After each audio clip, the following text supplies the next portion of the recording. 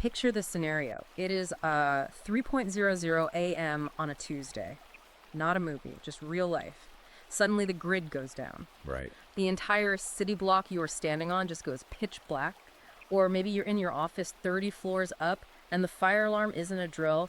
There is thick, acrid smoke actually rolling down the hallway. That's a nightmare, isn't it? In that precise, heart-stopping moment, who are you looking for? Exactly. Are you scanning the panicked crowd for a gender studies professor to help you deconstruct the intersectional social dynamics of why the fire started? Or are you looking for a man with an axe who can kick down a locked door and drag you to safety? It is a totally provocative question, absolutely. But it really cuts right to the bone of the material we are covering today. And look, before we even wade into these waters, and trust me, they are deep and they are choppy, if you appreciate deep dives that aren't afraid to look at the uncomfortable truths of our modern world, make sure you hit that like and subscribe button right now. Yeah, you are definitely not going to want to miss where this conversation goes. We are diving into a book that is effectively a grenade thrown into the middle of modern discourse. For sure. It's an ebook titled Crisis Management. Resilient Men, There's No Such Thing as a Feminist in a Fire by Conrad Riker. And let me tell you, this isn't your typical 5 steps to a happier you kind of self-help book. Not at all. Riker actually describes it as a field manual forged in real fire. And forged in fire is really the only way to put it. This isn't theoretical philosophy from someone sitting in an ivory tower somewhere. Right. Riker draws from over 30 years of studying crisis response. We are talking earthquake zones, corporate meltdowns, active combat scenarios. He is pulling data from government after-action reports to make a very specific, very sharp point about how we survive when the systems fail. And that point is addressing a specific type of cognitive dissonance that I think a lot of our listeners feel, especially the guys out there listening to this deep dive. The whole mission of this deep dive is to address that tension. You know the feeling. Yeah. On one hand, society tells you that your natural instincts, stoicism, aggression, command, are toxic. Right, that they need to be medicated or educated out of you. Exactly. But the moment the system crumbles, the moment the floodwaters rise, those same people are looking at you to save the day. It is a massive paradox. It's the feeling of being told to sit down and shut up, right until the moment the lights go out. And look, this is an ultra-long, incredibly incisive manual. We're going to cover the absolute essentials here, but we can only really scratch the surface of the history and the tactics. We really are just scratching the surface. So if you want the full combat-tested neural rewiring techniques, you need to check out Amazon Kindle or Google Play Books right now to buy the ebook. Again, it's called Crisis Management by Conrad Riker. Let's get into the meat of it. Riker starts by identifying the trap most men fall into today. He calls it the vulnerability trap. This part really stopped me in my tracks because we hear this narrative constantly in media, in corporate HR seminars. Men need to be more vulnerable. Men need to share their feelings. Yeah, it sounds nice. It sounds highly evolved. But Riker argues this actually a setup. How exactly does he frame it as a trap? He calls it a classic double bind. A double bind is a psychological situation where a person receives conflicting messages, and no matter what they do, they lose. So you're damned if you do, damned if you don't. Precisely. Society verbally demands, men express feelings, tell us what you're going through, but then ruthlessly punishes them when they actually do it. And he doesn't just claim this anecdotally, he brings the receipts. He brings the Boeing example, which was just brutal to read. The Boeing CFO. So during the 737 MAX hearings, which was an incredible high-stress environment, this executive cried. He showed genuine, raw emotion regarding the tragedy. And in a world that values vulnerability, he should have been applauded. But you would think so. He was being human. But that is not what happened at all. No. His company's stock value dropped $2 million in 40 minutes. 40 minutes. 40 minutes. The market algorithms and the investors saw tears, and they didn't read empathy. They read instability. They read risk. And Riker contrasts that with the female CEO, right? Yeah, contrast that to General Motors' female CEO around the exact same time.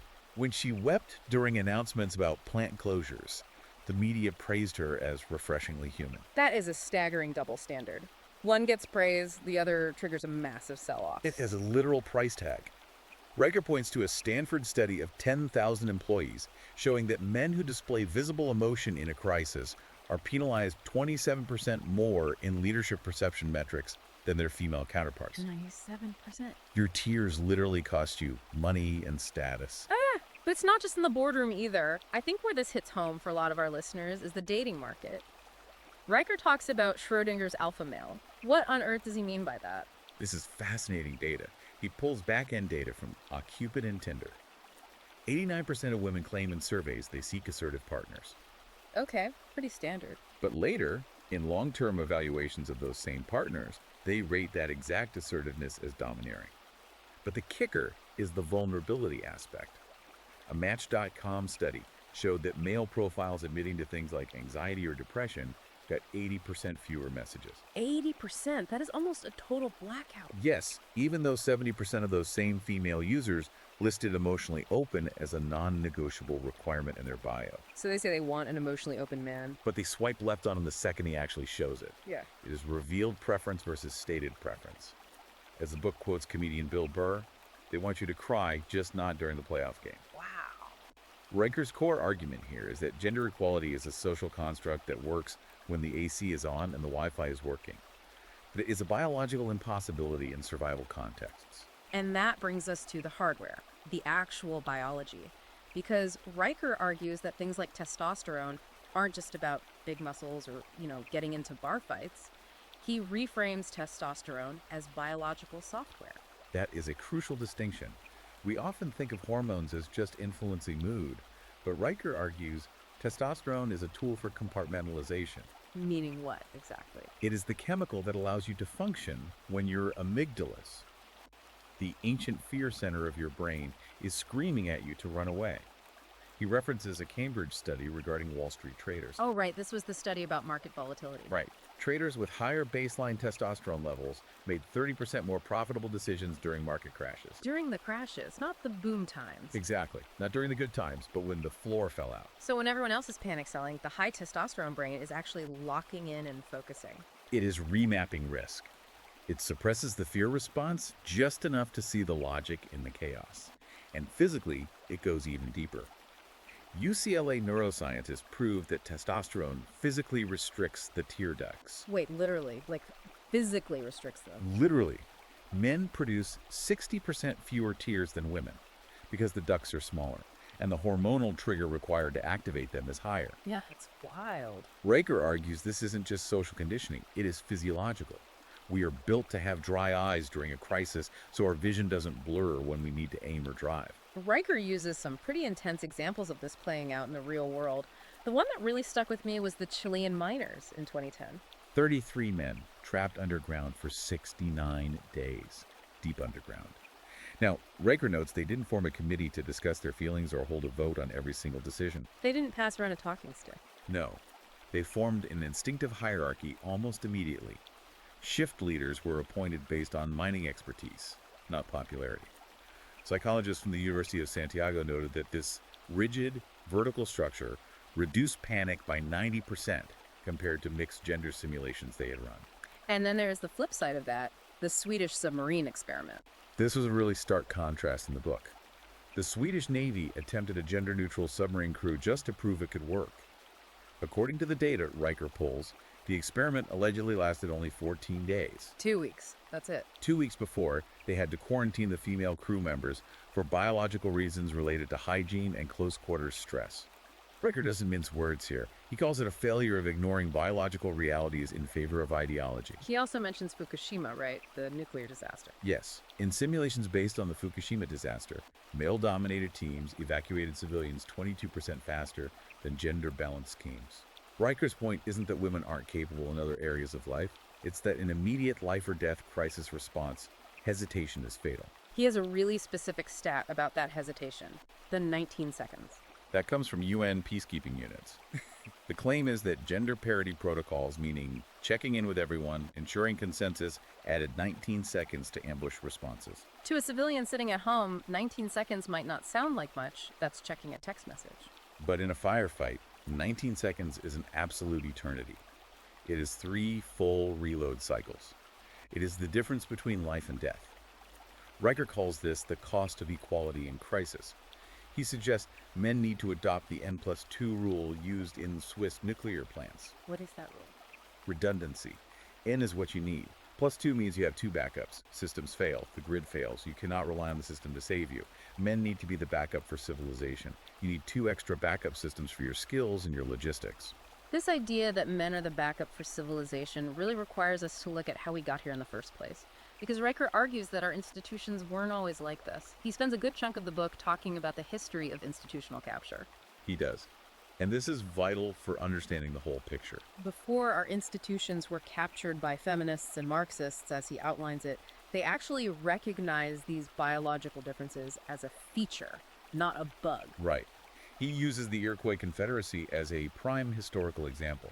Now, we often hear they were a matriarchy, right? That's the modern textbook version. Yeah, that's the standard history class takeaway. Peace, love, and matriarchy. But Riker clarifies the actual dynamic. Women had absolute authority over the harvest in the village, but they were strictly banned from war planning. It was total compartmentalization. So it was a true separation of powers based on biological roles. Exactly. But when French missionaries arrived and forced equal input into battlefield decisions, claiming it was more civilized, the war parties fragmented. Allied tribes collapsed because the decision-making loop simply became too slow. Interesting. Riker sees a direct parallel to modern corporate structures. He cites Victorian mills in the 1830s as another example. Oh, this was fascinating. This was when they tried to let women supervise the heavy weaving floors. Yes, and productivity dropped 15%. But the book points out it wasn't because the women weren't smart or capable managers. It was because the male workers slacked off. The natural dynamic broke. The men stopped competing for status because the hierarchy had been artificially altered.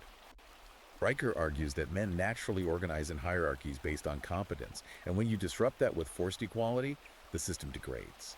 So when did this whole concept of toxic masculinity actually become the buzzword? Because it feels like it is everywhere now. You can't escape it. Riker traces it specifically to academic feminist workshops in 1999.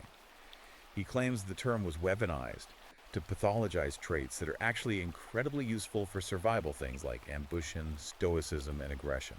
He calls it the virility feedback loop. Break that down for us. What is the loop? The loop is the inherent contradiction of modern society, meaning society secretly craves masculine competence while publicly pretending to hate it. We love the Winston Churchill speech about blood, toil, tears, and sweat. We get goosebumps. We love the deep voice of a CEO raising venture capital.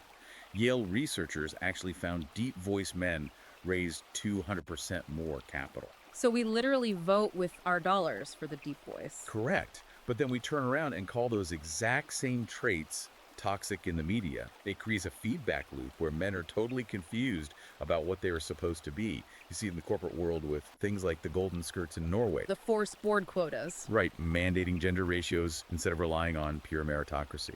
The competence hierarchy gets replaced by an optics hierarchy. And it starts way before the boardroom. We see it in schools, too. The story Riker tells about the boy expelled for drawing soldiers. In Maryland, Yeah. an 8-year-old boy. Riker points out that while he was punished and suspended for completely natural boyish behavior, drawing heroes, soldiers, conflict girls drawing other things, were left alone. So it starts early. He argues this is a systematic suppression of male instincts from childhood. It leads to what he calls the empathy trap. The empathy trap. That sounds exactly like what happens in modern HR departments. It is exactly that. HR departments and sensitivity trainers prioritize feelings over what Riker calls logistics dominance. Look, if a factory is exploding, you don't need empathy. You don't need someone to pass around a clipboard and ask how the fire feels. You need a man who can carry 12 workers through the flames. Riker cites a factory explosion in Texas, where the men who saved lives were the exact same men who had been labeled problematic by sensitivity trainers just the week before for being too rough or direct. The problematic traits became the survival traits the second the system failed. Precisely. And Riker's argument is that our institutions, education, media, corporate governance, have been captured by an ideology that values feelings over function. And that works fine right up until the crisis hits. Okay, so we've defined the trap. We see the history of how these institutions were captured. What is the actual solution for the guys listening? Riker talks about building the fortress, and the first pillar of that is logistics dominance. This is where we move from theory to practice. Riker says you need to stop trying to process your feelings regarding the state of the world and start preparing. He recommends storing 9,000 calories of food per person. 9,000 calories. That is a very specific number. Why that amount? It is a 3-day buffer for high exertion survival. It is the difference between preppers, who are often mocked in the media as guys building bunkers for zombies, and what he calls patriarchal preparedness. Patriarchal preparedness, I like that term. It is about quiet competence. When the snowstorm hits and the supermarket's empty in an hour, you aren't fighting a stranger for the last loaf of bread. You are secure. You are an asset, not a liability. And you are not doing it alone either. He talks a lot about brotherhood infrastructure, Yeah. but he is very clear that this isn't a support group. No, not at all. He explicitly differentiates between a therapy circle and a war council. Men bond shoulder to shoulder, conquering an objective. Women bond face to face, sharing feelings. Riker says if you try to force men into the face to face model, it fundamentally fails. He mentions the cracked egg theory from the Marine Corps to back this up. Yes, between 1999 and 2005, the Marines tracked recruits. Those who cried during boot camp, who showed that visible vulnerability society says they want to, had a 37% higher dropout rate. Drill instructors called them cracked eggs. 37% is huge. Riker's advice is to form networks that exchange reliability. You don't need a shoulder to cry on. You need a guy who can help you fix your transmission or clear a fallen tree after a storm. And part of that reliability is stoicism. But he doesn't frame it just as a philosophy. He calls it psychological Kevlar. That is a brilliant image. Stoicism isn't repression, it is armor. It keeps the unit alive. He contrasts the modern circle of feelings with the Belichick protocol. Like Bill Belichick, the football coach. Exactly. Short answers, focus on the next play, do your job. Riker notes that after a high-stress mission, British commandos would drink 1 pint, list 3 tactical improvements, and then officially ban further discussion of the event. Wow. That is how you process trauma without wallowing in it. It is functional. We also have to talk about the legal and financial side. Because the fortress isn't just physical beans and bullets. Riker is brutal here. He talks about financial shock absorption. He suggests using game theory tactics in divorce and business. He outlines the 3F rule: find the forms, file fast, force evidence, Find, file, force. speed, and aggression. In a legal battle, particularly family court, he argues the system is heavily stacked against you. You cannot rely on fairness or the truth coming out eventually. You have to rely on superior documentation and speed. It is about being the first mover. It is intense, but when you step back and look at the big picture, Riker is saying that all these social constructs, the gender studies, the HR workshops, the forced quotas, it is all a luxury. It is a luxury of a stable, energy-rich civilization. Riker's summary is haunting. He says, when the floodwaters rise, the social constructs wash away, and biology remains. Yeah. In that moment, the narrative doesn't matter. You are either the man with the boat and the axe, or you are the person waiting on the roof to be saved. And nobody's waiting for a feminist in a fire. That is the bottom line. Look, we have covered a ton of ground, but crisis management goes so much deeper than what we can fit in here. Riker talks about specific combat-tested neural rewiring techniques that we didn't even have time to touch on today. You really need to read the full manual. Absolutely. Go to Amazon Kindle or Google Playbooks right now. Buy Crisis Management by Conrad Riker. If you are a man feeling that pressure, that dissonance in modern society, this book is the toolkit you have been waiting for. And if you want to stay updated on the collapse, the economics, the societal fractures, you need to follow the author directly. Go to Substack and follow at Conrad and Riker. That is where the deep analysis happens. And please, if you got value from this deep dive today, make sure to like and subscribe to our show. It helps us keep bringing you this kind of unfiltered, hard-hitting content. I want to leave you with a final thought to mull over. Riker poses this question. If society collapses tomorrow, if the grid goes down, if the supply chain breaks and the trucks stop running, will your emotional intelligence keep your family warm? Or will you wish you had focused on logistics dominance? Dominate the aftermath. Thanks for listening. We will see you on the next deep dive.